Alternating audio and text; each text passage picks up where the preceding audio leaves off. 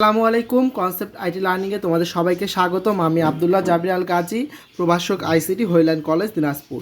আজকে আমরা দেখব এইচএসসি আইসিটির অত্যন্ত গুরুত্বপূর্ণ একটি টপিক এইচটিএমএল টেবিল নিয়ে। এখানে দেখো তোমরা দেওয়া আছে একটি এইচটিএমএল টেবিল। আমরা এটি কী করবো, এইচটিএমএল কোডের মাধ্যমে রূপান্তর করব।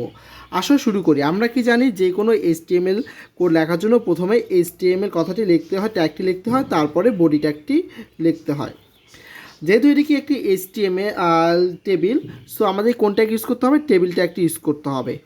এবং এখানে টেবিল ট্যাগের ভিতরে অর্থাৎ ওপেনিং ট্যাগের ভিতরে তোমার দুটি অ্যাট্রিবিউট লাগবে।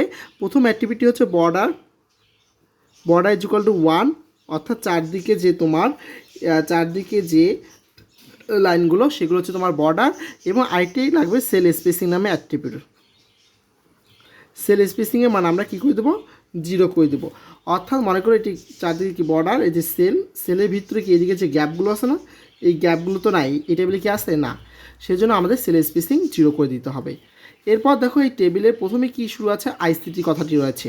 এটি হচ্ছে ক্যাপশন। এটি কী বলা হয়, ক্যাপশন লিখবো। টেবিল ট্যাগের পরে লিখবো কি ক্যাপশন ট্যাগটি। ক্যাপশন ট্যাগের পর কী দিব, যে কথাটি লেখা ছিল আইসিটি লেখা ছিল, আইসিটি লিখে ক্যাপশন ট্যাগটি ক্লোজ করে দিব।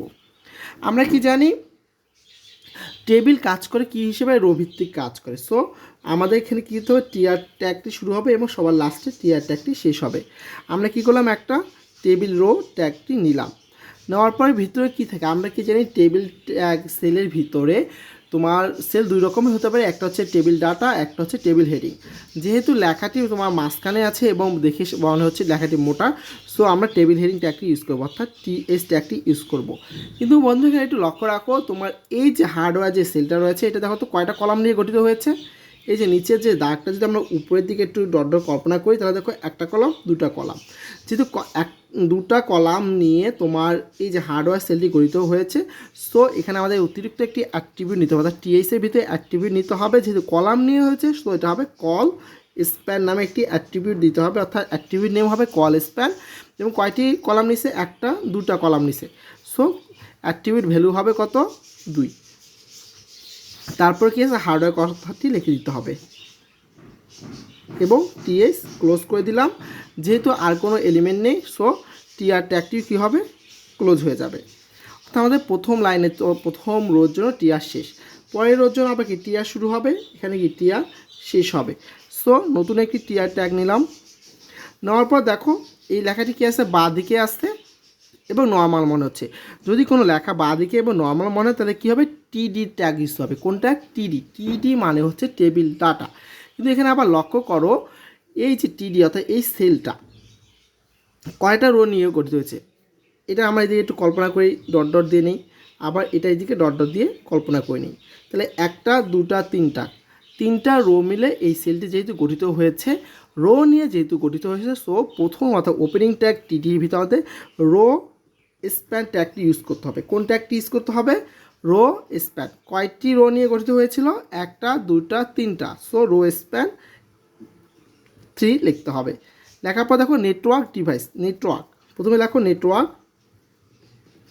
এখন লক্ষ্য রাখো ডিভাইস কথাটি কি নিচে আসে না, নিচে আসার জন্য আমাদের ব্রেক ট্যাগ ইউজ করতে হয়।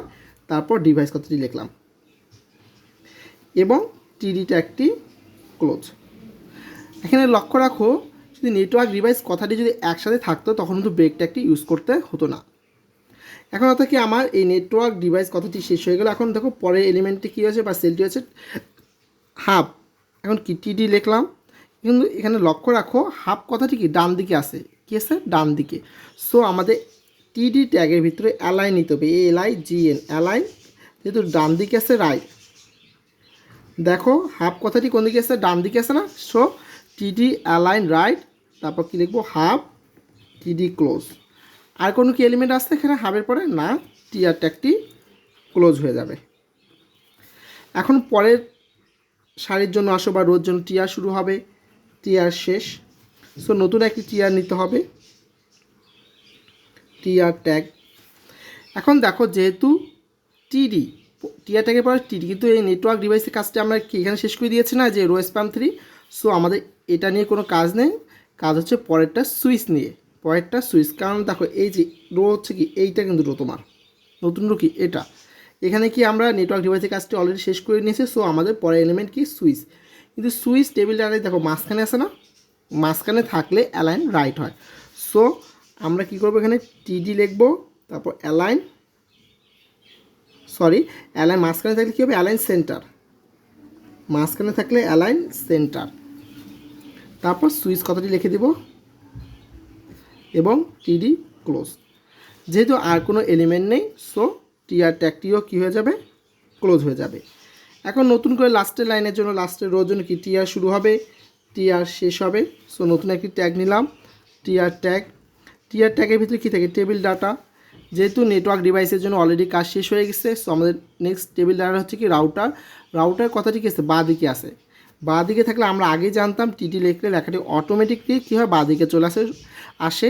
সো নতুন করে আর আমাদের অ্যালাইন অ্যাক্টিভিটি নিতে হলো না। এখানে কি টিডি লিখলাম, তারপর কি রাউটার কথাটি লিখবো, অর্থাৎ এই যে রাউটার কথাটি রয়েছে, তারপর টিডি ট্যাগটি ক্লোজ। আর কোনো কিছু যেহেতু এলিমেন্ট নাই, সো টিআর ট্যাগটিও ক্লোজ হয়ে যাবে। এখন দেখো আমাদের পুরা টেবিলের কাজ কি শেষ হয়ে গেছে, যেহেতু এলিমেন্টগুলো সবগুলো নেওয়া। সো টেবিল ট্যাগটি আমাদের ক্লোজ করে দিতে হবে, তারপর বডি ট্যাগ এবং লাস্টে HTML। বন্ধুরা মূলত এটাই ছিল তোমার টেবিলের পুরো HTML কোডটি।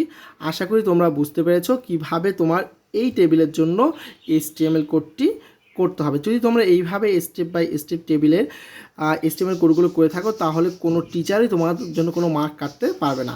আশা করি টিউটোরিয়ালটি তোমাদের ভালো লেগেছে। যদি টিউটোরিয়ালটি ভালো লেগে থাকে অবশ্যই লাইক, কমেন্ট এবং শেয়ার করবে, এবং যারা এখন পর্যন্ত চ্যানেলটি সাবস্ক্রাইব করেনি চ্যানেলটি সাবস্ক্রাইব করে পাশে থাকবে। ধন্যবাদ সবাইকে।